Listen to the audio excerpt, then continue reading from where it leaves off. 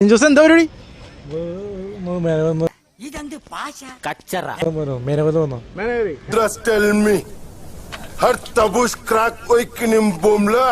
സ്പീഡില് അക്ഷരം തെറ്റാണ്ട് സംസാരിക്കുക. ആദ്യം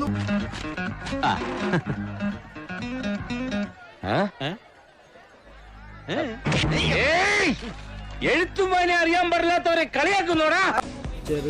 ചെറുവിരൽ ഒരു ഇടറൽ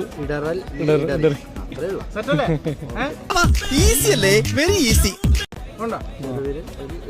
അഞ്ചോണ പഠിപ്പിച്ചോ. ഇതൊക്കെ എന്ത്